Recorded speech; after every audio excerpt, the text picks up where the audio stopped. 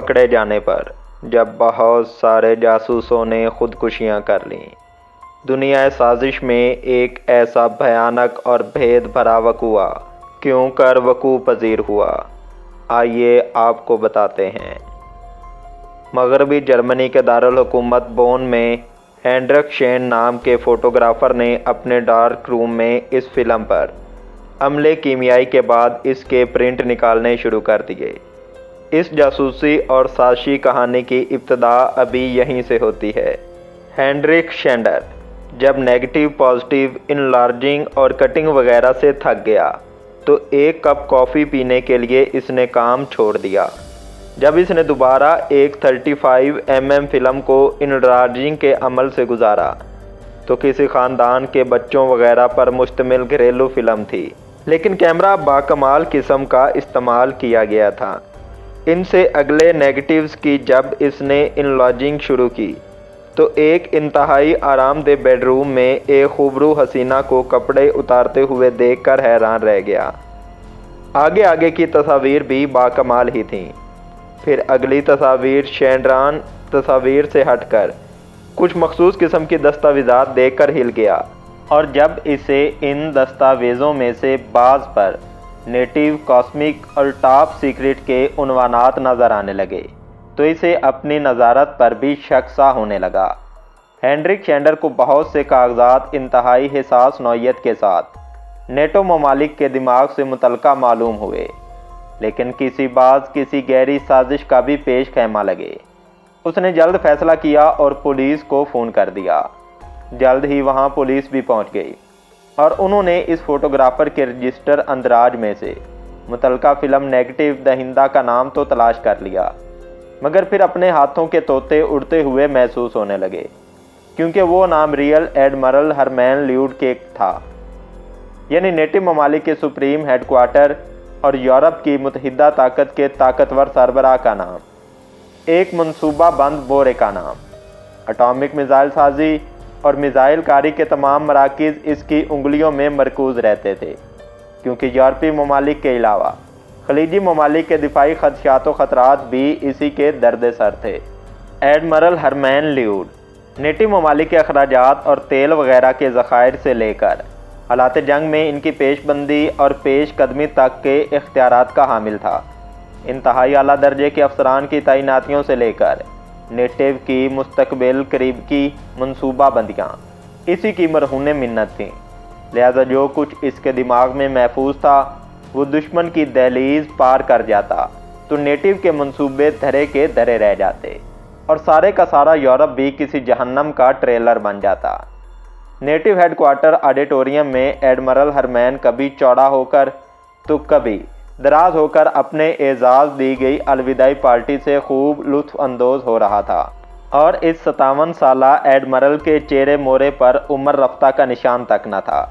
ہر شے رنگ آمیز اور جوان سی لگ رہی تھی۔ اس نے نیٹو سروس بڑی تندہی اور لگن کے ساتھ کی تھی اور ایک نام اور مقام پایا تھا، جبکہ اب بوجہ بیماری رخصت پر جا رہا تھا۔ اس کے تعارف میں ایمانداری، محنت اور ساتھی افسران سے ملنے والی عزت احترام بھی تھا۔ اس وقت بھی وہ چلتا پھرتا ایک قابل دیدہ قدر و منزلت والا کمانڈر دکھائی دے رہا تھا۔ اس کی بدقسمتی دبے پاؤں چلی آئی تھی۔ مغربی جرمنی سیکرٹ سروس NBD کے ایجنٹس اسی رنگا رنگ حال میں آ گئے اور آرام سے پچھلی نشستوں پر بیٹھتے گئے۔ جرمن چانسلر کے حکم پر نیٹو ہیڈ کوارٹر کی پوری بلڈنگ کو گھیرے میں لے لیا گیا۔ جو ہی تقریب اختتام پذیر ہوئی تو ایڈمرل ہرمین کے ادب و احترام کا بھی اختتام ہو گیا اور اسے الگ کمرے میں لے جا کر وہی تصاویر پر ایک ایک کر کے دکھائی گئیں۔ تصاویر دیکھ کر ایڈمرل ہرمین کی ساری بہادری ختم ہو گئی اور تھوڑی سی پوچھ گچھ کے بعد اس نے حامی بھری کہ وہ تصاویر اسی سے متعلقہ ہیں۔ مزید پوچھ گچھ میں اس نے ساتھی چہروں کے بھی نام اور تعارف تک کروا دیے۔ تاہم جب اس حسینہ کی ننگی تصاویر سامنے آئیں تو وہ چونک پڑا اور اس نے زور سے کہا، ایسا ہرگز نہیں ہو سکتا، اس کے خلاف کوئی سازش ہے۔ آنے والے دن اور رات کی حراست میں سلاخوں کے پیچھے پہنچ کر بھی اس نے یہی کہا اور بار بار کہا کہ اس کے ساتھ کسی نے ظلم کیا ہے، اور وہ اس معاملے میں مکمل طور پر بے قصور ہے۔ اس کے گھر کی تلاشی میں بھی کوئی ایسا مواد ہاتھ نہ لگا۔ اس کے بعد اس نے تفتیشی حکام سے چند ضروری کاموں کی فوری تکمیل کے لیے اپنے دفتر تک جانے کی درخواست کی، جو مان لی گئی۔ سخت سیکورٹی میں اسے دفتر لے جایا گیا، تاہم وہ فرار ہونے میں کامیاب ہو گیا۔ چند دن بعد اس کی لاش ایفل پہاڑ کے دامن کی شکارگاہ میں پائی گئی۔ شواہد سے پتہ چلتا ہے کہ وہ اپنے ہی سروس ریوالور سے نکلی ہوئی گولیوں کا نشانہ بنا۔ اس امر واقعہ کو خودکشی ہی قرار دیا گیا، مگر گولیاں اسے پیچھے سے پشت کے نیچے اور کولے کے اوپر لگی تھیں۔ گولیوں کے نشان کے زخم کہتے تھے یہ خودکشی نہیں ہو سکتی تھی، بلکہ یہ قتل تھا۔ لیکن اس قتل کا کوئی نہ کوئی قاتل سامنے آیا اور نہ ہی تفتیش کسی طرف لگی۔ اس کیس میں مزید تھرل اس وقت پیدا ہوا جب ٹھیک 2 ہفتے بعد 13 افراد نے ایک انسان کی زندگی کے ضیاع میں اپنی زندگیاں دریائے ضیاع میں بہا دیں۔ عقل و فہم کے اعتبار سے ہرمین کوئی ایسا ہر دل عزیز اور قابل پرستش کردار بھی نہ تھا کہ لوگ اس کی خاطر خودکشیاں کر لیتے۔ پولاچ میں اگلے ہی دن مغربی جرمنی انٹیلیجنس NBD کے deputy chief major general Horst Wendland نے بھی اپنے ہی دفتر میں اپنے ہی ریوالور سے اپنا کام آسان کر لیا، اور اس کی لاش بھی اس کے مرحوم دوست ایڈمرل ہرمین کے قریب زمین میں اتار دی گئی۔ ٹھیک 10 دن بعد جرمن ڈیفنس منسٹری کے transport in charge lieutenant colonel Johannes Grimm نے بھی اپنے دفتر میں ہی اپنے پسٹل سے اپنا بوجھ ہلکا کر لیا۔ ڈیفنس منسٹری میں ہی ریکارڈ برانچ کے انچارج ایڈلٹل گریبین نے یہی کام جاگتے کی بجائے سوتے میں زیادہ سے زیادہ گولیاں کھا کر کیا، اور عین اسی دن وزارت تجارت کے عہدیدار نے ذرا مشکل طریقہ اپناتے ہوئے اپنے گھر میں چھت سے جھولا جھول لیا۔ اگلے 3 دن سوگ میں سوئے رہے، جبکہ چوتھے دن ڈیفنس منسٹری کے عہدیدار ہرڈوم بوئم کی لاش دریائے ریان میں تیرتی ہوئی پائی گئی۔ ان کے علاوہ بھی کئی اموات واقع ہوئیں، جن سے مغربی جرمنی کے ماحول پر افسردگی اور اداسی کی ایک شام طاری ہو گئی، اور جرمن انتظامیہ اس وہم میں ملوث ہو گئی کہ ان اموات اور خودکشیوں کے پیچھے غم ہرمین میں ہی نہیں، کوئی سنگین حالات و حادثات بھی ہیں۔ اس دوران مشرقی جرمنی سے مغربی جرمنی میں آ کر پناہ لینے والے 6 ایجنٹ بھی غائب ہو گئے۔ 1975 میں CIA سے امریکی حکومت نے ان سنگین حالات کی تحقیق چاہی تو جلد یہ حیرتناک حقائق سامنے آتے چلے گئے کہ ایڈمرل ہرمین کو مغربی جرمنی کے ایجنٹوں اور امریکن انٹیلیجنس ایجنسیوں نے مل کر ٹھکانے لگا لیا تھا۔ بعد ازاں جو دوسرے حقائق بھی ذہن پر ہتھوڑوں کی طرح پڑتے رہے وہ یہ تھے کہ جب روس نے چیکوسلاویہ پر حملہ کیا تو بہت سارے اعلیٰ سطح انٹیلیجنس آفیسرز مغربی ممالک میں چلے آئے۔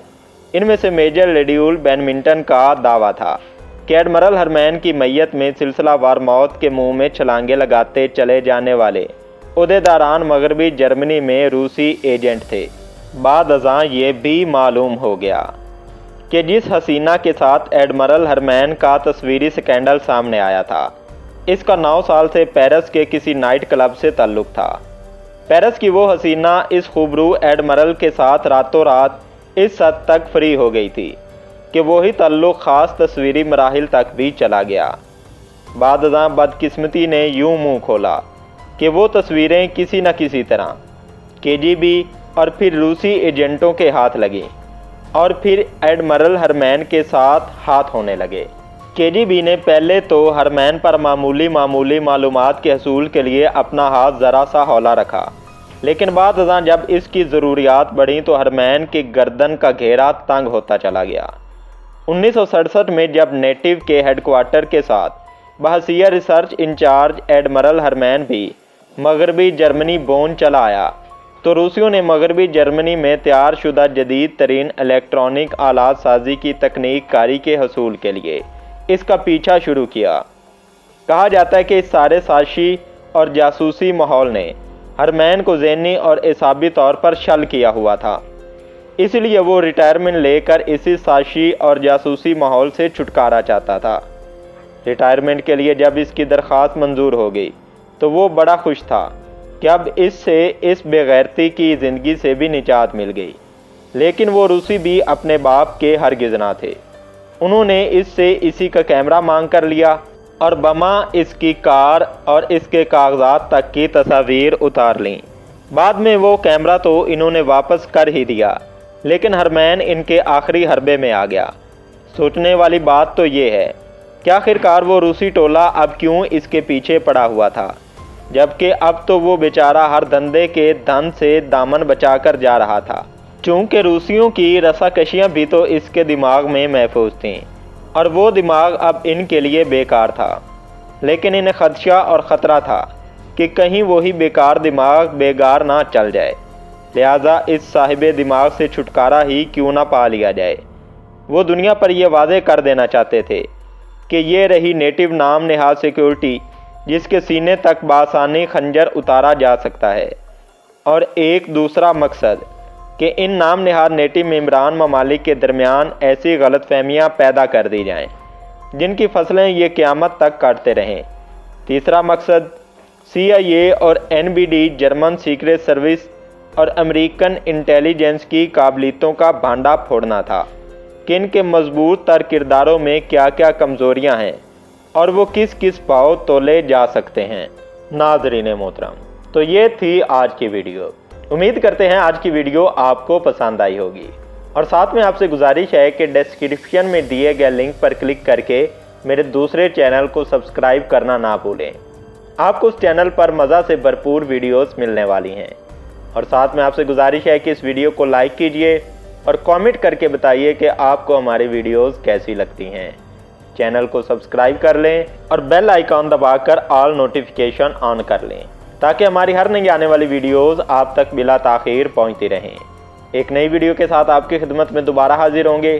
تب تک کے لیے اپنے میزبان جمشید مشتاق کو دیجیے اجازت۔ اپنا اور اپنے پیاروں کا ڈھیر سارا خیال رکھیے گا۔